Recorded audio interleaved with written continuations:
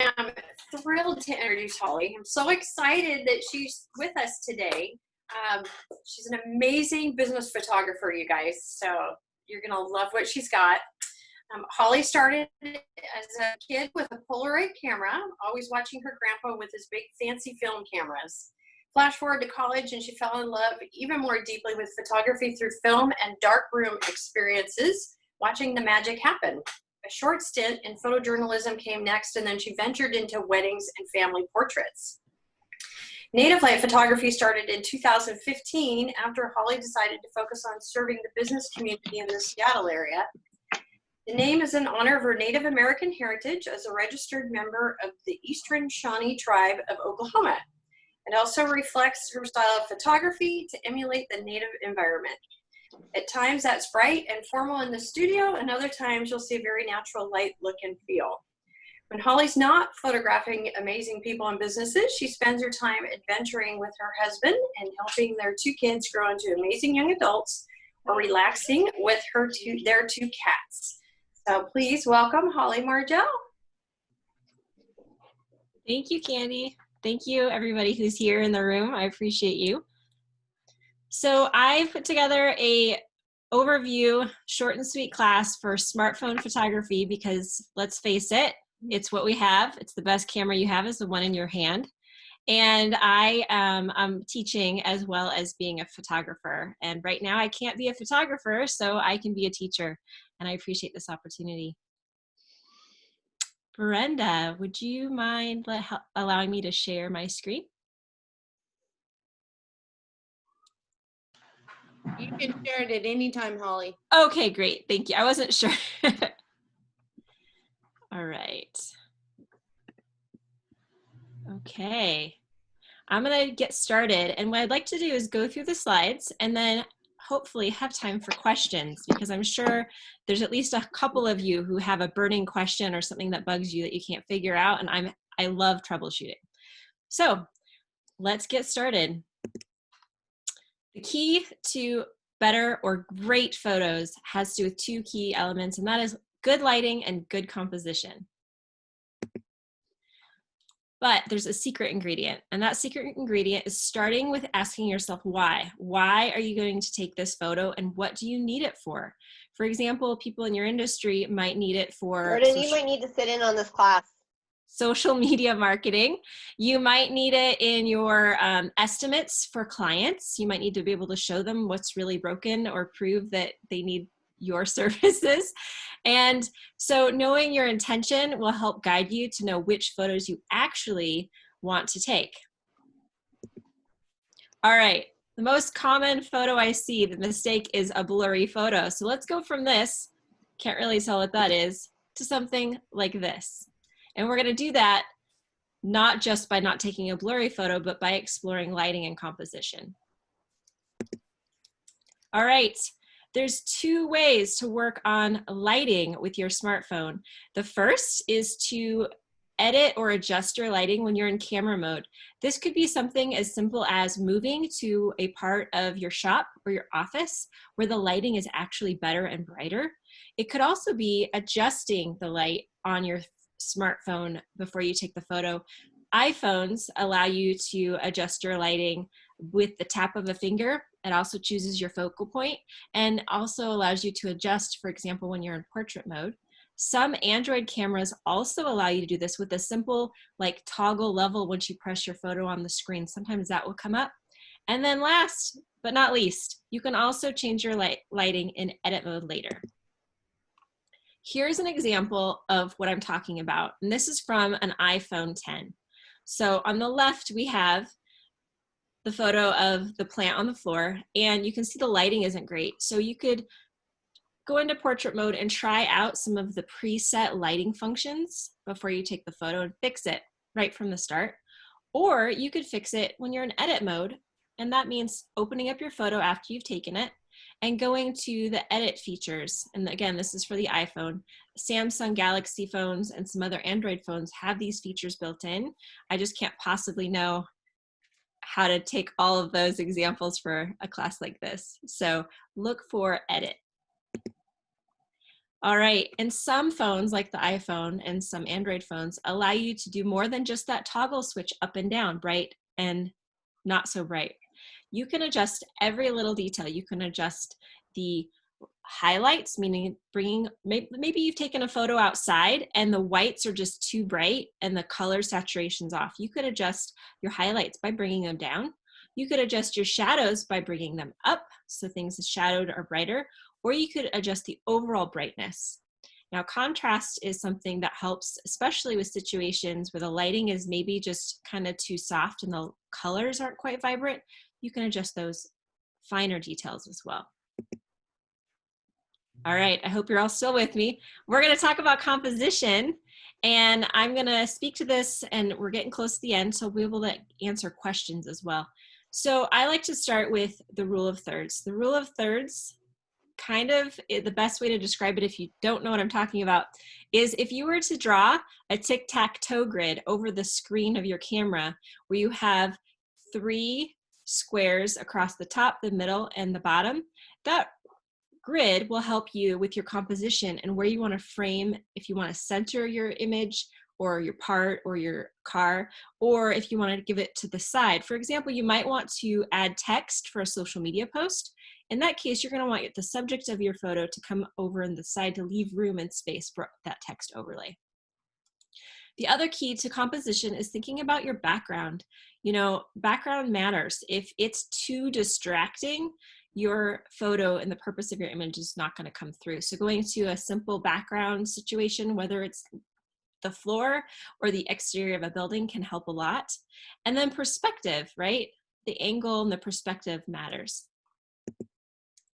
So here's an example of grid view on in an iPhone, and it's a setting. So if you don't have your grid on and you want to turn it on, you can go to your settings function and play with the layout. As you can see in this example, this plant, the base of the pot is not centered, but the top section is almost center. It's hard because this plant is awkward. So you have to make a creative decision with your intended purpose. Do I want to add text to this?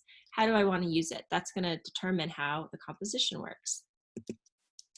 Here is an example of a dirty filter, and we're looking at it with a busy background. So for everybody who works in the auto industry, you probably know what that is right away, right? But if you are thinking about it with your customer in mind, there might be like, I don't know what I'm looking at, and what are all those wires coming out in the back, right? They might not be able to distinguish that these are 2 different things. So I might take that filter and put it over something that's not the engine and not distracting. The smartphone session. It's only a half hour long. Okay. All right, here is an example of playing with perspective, right? So here's something small. I might not want to put it on a big background or a wall or even the ground, but giving it context and holding it up simply can help with bringing the eye and the attention to that one part. My hand is big enough that that small part is not looking like it came out of like wires out of the background of the engine. All right, now no matter what kind of smartphone you have, remember these keys and you've got to keep practicing. It's like anything else in life. The more you do it, the better you get at it. So that's a great short and sweet overview of taking better smartphone photos. And I would love to open this up for some questions in honor of your time. I see we've got about 10 minutes left. So let's jump in for some Q&A. Don't be shy. Tell me, let's start here. Tell me what you use your photos for, and maybe something that's keeping you from using more of the DIY cell phone photos that you could be taking right now. How about videos? When you do videos?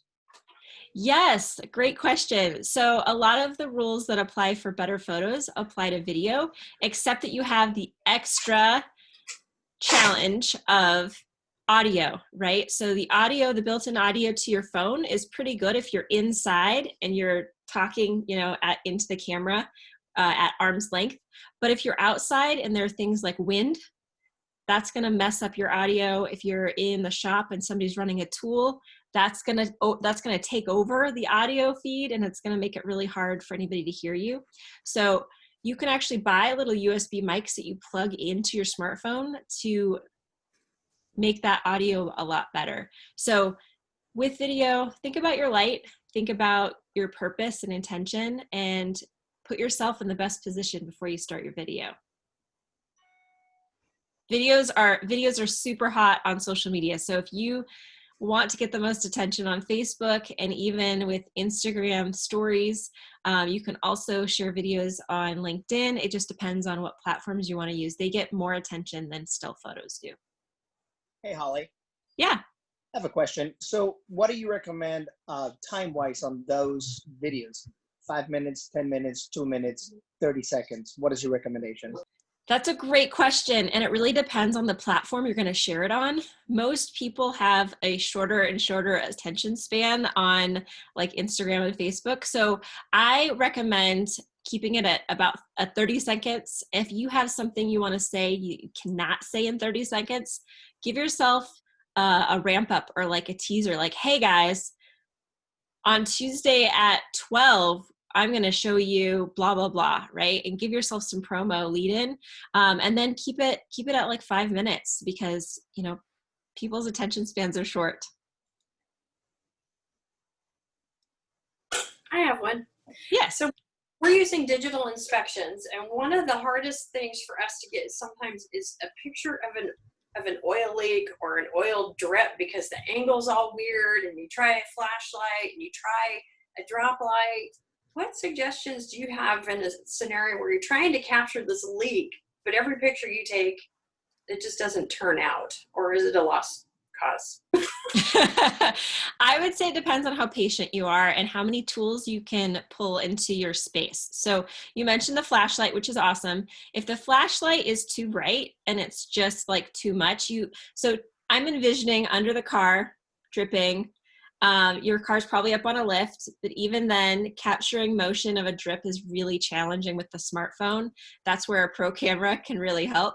I would recommend, using that flashlight. If it's too bright and it's making the smartphone not quite get it, just practice playing with your lighting. So, for example, you could take a sock or a sheet of paper and put it over the flashlight. That will diffuse the light, meaning it will make it less harsh and less contrasty, and it will probably also do this really cool thing where it will kind of make the light spread a little bit further. Flashlights, they go straight ahead. They don't have that nice like studio light umbrella effect of sharing it everywhere. So I would, if you have the patience, play with your lighting. Get 2 flashlights out, put sheets of paper over them, and you would probably have more success with that. One more question. When we're trying to talk to our technicians about taking the photos of the things that are damaged or bad, what would be the best tip to give them? It seems like the rule of thirds might be a little complicated in certain scenarios, or if we were to talk about the rule of thirds, would we want to focus on the center of the photo? What would you suggest? Yeah, so for something like a report, it's really important that it's in focus, it's clear, and it's easy to see. So for them, I don't know that I would go into the rule of thirds talk, but I would talk about like, we need this front and center and we need it in focus. So how to do that? And that would be, making sure the phone is the right distance for the focus. Some phones, you can't take a photo if you're too close. I mean, you can take it, but it's too blurry and you just need to pull away a little bit. So I might suggest just walking them through, a little tutoring with them and saying, okay, great, that's how you do it. Let's do it this way. Because if I can't, if it's not clear in the report, it's not going to be clear for your customer. Another solution you might think of is to set up, and I know this might sound kind of dorky, but you could always set up a parts photo station in your space if you have room, with like science fair art board, right? Like the trifold board. You could just set up a little station by the door or the window on a countertop and say, I want you to take these part pictures right here, just so you have consistency and they're better set up for success. Hey, Holly, can I say something about that? Yeah. one of my customers, what he did, he gave to every single one of the technicians a 2x2 board with a hook, and they put it over when they have the hood open, they hang it in there, and that's where their white background is. So the technicians don't have the excuse of like, I don't want to walk all the way to the photo booth. They just have it right there on their toolbox. That is a brilliant solution. I like that a lot. Yeah. Other questions?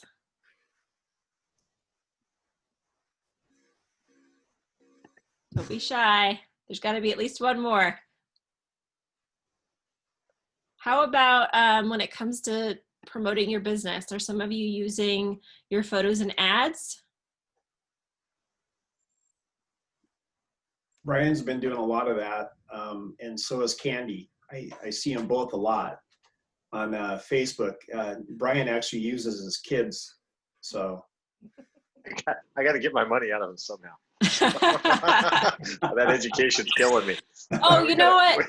I love that. And that reminds me of something. So as a photographer, I have to be really conscientious about privacy laws. So if you want pictures of your customers, always, always, always ask permission. When it comes to kids, I personally had a really bad experience with a photo I shared of my own children. And I learned that once your image goes online, it's really fair game. And you can try, unless you're willing to hire a really high-powered attorney to get those images back, it's really kind of impossible. So my recommendation is when you're taking pictures of kids, as awesome and adorable as they are, try to maybe focus on what they're doing instead of like their full, cute, adorable face, just to protect them from weirdos online. George Rorty from Eugene. I do a lot of Facebook advertising and take pictures of employees working on cars. Yeah. And what I found is I had a picture in front of Eurasian with my 3 technicians with masks on. You put a dog in the picture and you get like 5 times more likes. So if any of you have a dog, put it in your Facebook. And perverts don't bother dogs. They make it, not dogs. So you're pretty safe there. Yep. And people like to be famous too. So if you've got loyal customers and they're willing to pose in a photo with you or in front of your shop or whatever, you know, that can be a really fun way to make things more viral as well.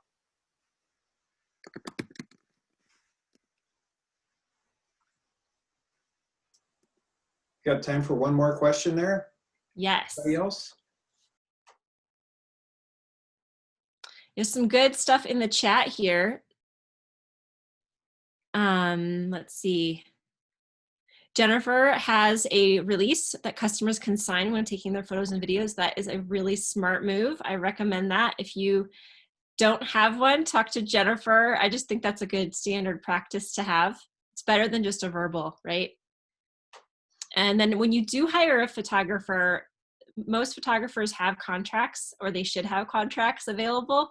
You can ask them to handle that for you if you're doing a big production shoot as well. Let's see. Yes, cats and dogs are popular. Oh, what are best practices for team photos? Okay, good question. Dave, can you tell me a little bit more about what you're looking for here for best practices? Are you thinking about composition or legal issues? Well, maybe the legal. I hadn't thought about that, but sometimes when I see shops with their team photos, there's like high and low mountain valleys, tall, short, tall, short. Lighting isn't quite there. Their uniforms aren't tucked in, and I mean, there's just like they don't like take a professional look at that. But what are some things for a team photo that could, some pointers? Okay, so in portrait photography, triangles are your friend. So, and you are going to make a triangle with their heads, not necessarily with their bodies, right? So if you want to get a group photo, you've got to place those tall people and those short people kind of so that their faces are kind of all staggered. Now it's hard if you're doing a lineup right? If you're doing a line of people, you're going to want to start with the tallest person in the center and then have the shorter people kind of out on the edges. And you're absolutely right. Telling people what to do with their hands is so important, as well as making sure if you want shirts tucked in, everybody's got to tuck in their shirt. So it's a style choice in terms of the look and feel of your shop and kind of like the requirements of their wardrobe. You kind of have to make those decisions. All right. Well, if anybody would like. Jennifer has her hand up there. Oh, hey, thanks. Thank you, Jeff. Yes, Jennifer. A question for you. Yeah. Can you guys see this background that I have? Yes. So I met a photographer in Southern California, and I'm going to give you some free, awesome advice for you as well as the whole group. So this photographer, realizing that she's in a similar situation as Holly, she decided to make these things as backdrops for everybody. I see that, of course, Jeff and Brenda have one, and other people have personal photos, but you know, having something like this that represents your brand and then sits behind you on these calls is really smart. Holly, could you make those type of things for your client base? I could, yes. It's not an idea I ever had, so thank you for sharing that. You're welcome. I'm here to present and help and support, because yeah, everybody's industries are changing, including ours. So we have to pivot, right? And this is absolutely an idea. So there you go. Yes, thank you. And I'm going to share the presentation as a PDF document in the chat. So if you want to just download that, you'll have it. I know it kind of went a little bit fast, but it will probably make sense when you review it. And I am available for contact. So if you have any issues or need more information, you're welcome to reach out to me, and we can set up a meeting, or we can decide whether or not we want to work together. Holly, we'd like to put your information in the next Dateline. So if you could get that to Brenda or myself, we'd love to put that in there for you, and we'll get that out to our members. Thank you. I really appreciate it. Thank you all for your time. Yeah, well, thank you very much. Yeah, thank you. Appreciate it. So, thank you, Candy, for inviting me. Yeah. And Brenda. So I want to thank everyone for being on the call. We had up to 38 people on the call. That was pretty cool. And so if you have any ideas, like Candy had an idea with Holly, bringing Holly on and talking about this, make sure and get with Brenda and I, or your Dave or Pamela, and let us know what topics you'd like to hear, and we will put those on Thursdays. So every Thursday we're going to have a Zoom meeting like this. I'm going to call it a lunch and learn, because I had to eat some food. I hadn't had anything since early breakfast, you know. So, but so we can get together every Thursday and learn something new. So make sure and get with us. Let us know what you'd like to hear. And Holly, thank you so much again for your presentation today.